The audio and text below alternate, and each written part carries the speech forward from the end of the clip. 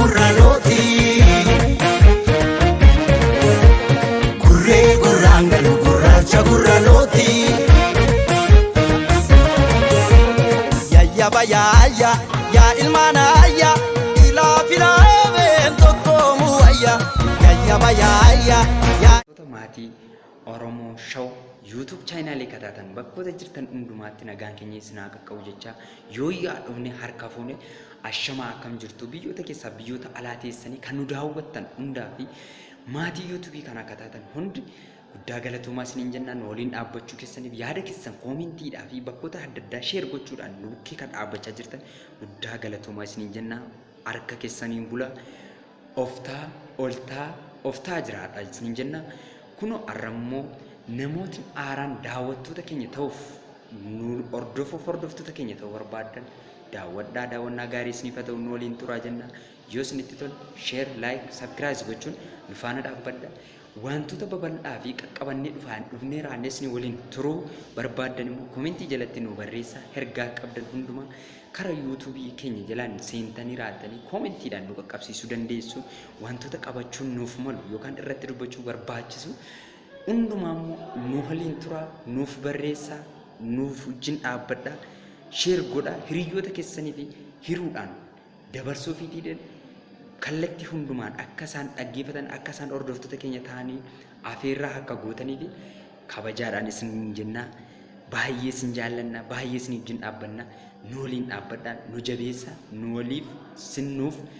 nunsiif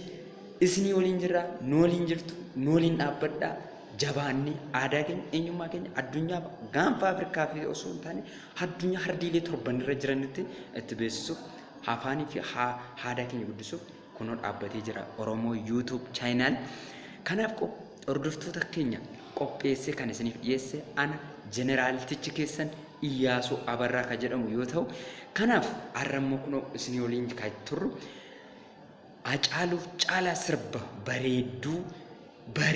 baay'ee jaallatamaa fi fudhatamaa ta'e birbirsi mootii mukaa finyoo malee yaabame ka jedhu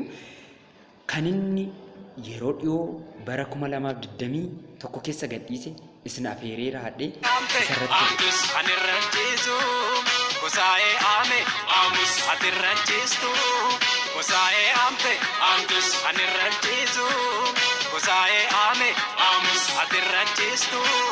kana jedha sana jedha isa kam goonareem kana jedhi kan jedha bubbullee warrageenya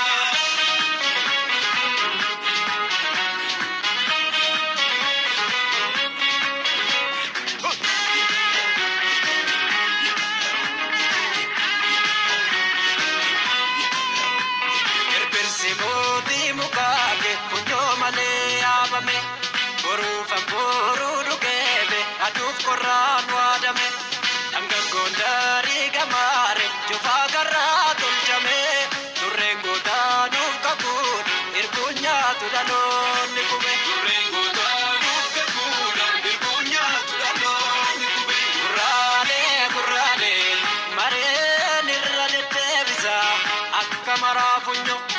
oliilaale gadi laallaaloo haarinaa haarii shimal mataa muran hundee lafatti dhiisu goota garaanaare maddii isaa irratti beeku gurraalee ka'ii arbayaa guddicha guddaa gowwaawee dara lalees oliilaale gadi laallaaloo haarii yookaa gamaa barii kaase lubbuu goota qaaliin sun akka taafii dhuka sadi gurguraan saas nama sadi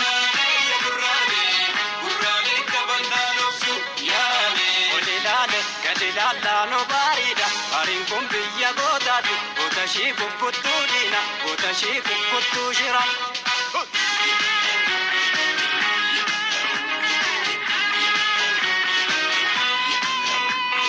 rooba noolleef gallafuu maaltu keessa waliin takaallu mudeemsa tolle galma barbaannu keenya ejersa dhaabna tubaa keenyu tubaa manaa inti murree wanjoo murree darabaa gallaa gadaa shanii darbee shaniin wal fudhaan mannaa gosan sanyii nuti facaafne nu taammannaa alaa galla walii gallee tanaa gallaa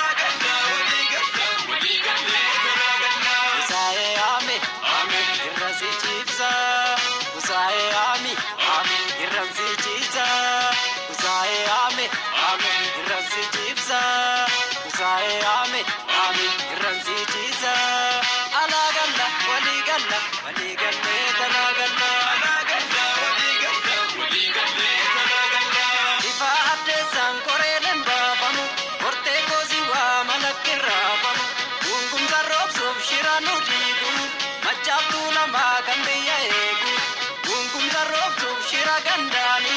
booraan baareetu eegi gadaani gunkumsa roobsuuf shira wal keessaa ituu karrayyuu harkan kenniinka gunkumsa roobsuuf shira mantaani zikkoo komandoo harkan kenniini gunkumsa roobsuuf ganda gandaani horkobbaa baabbilee harkan kenniini gunkumsa roobsuuf shira wal keessaa matakkal saba goofan sagaleessa Walitti deebinee jirra kunoo hordoftoota keenya akkana jedhe kunkumsa roobsuu shira gandaanii jedhe gandoota keessa deemanii namoota baay'ee addunyaa kanaaf yookaan ilmaan Oromoo irratti shira hedduu xaxan kana dura dhaabbannuudha. Sirbi kun ergaa guddaa fi calaqqeenni guddaa inni qabu seenaa Oromooti. Ikkoo kumaandoo jechuun harsiidha. Harsii keessatti jaarrota darban keessatti wantoota ta'e calanqoo namni seenaa sana hin beektu dhaloota hin beekneef immoo boodarra qabadhe akkan dhufuu fi abdiif guddaa kan qabu nan beeka. Irratti bal'inaan kan haasa'u mallu hin jira. Kanammoo nooliin dhaabbadha. Sinii waliin jirra. Nooliin dhaabbadha. Hundumti keenya seenaa faadaa qabnu hundumaa yoo waliin dhaabbanne beeksisuu dandeenya. Biyya keenya keessattis immoo jeequmsa gurguddaa kan uumaa jiru akka uumamu kabochaa jiru namoota madda jeequmsaa ta'an osoo hin taane yookaan maddoota jeequmsaa ta'ee raate biyya kana jeequuf kadeemu osoo hin taane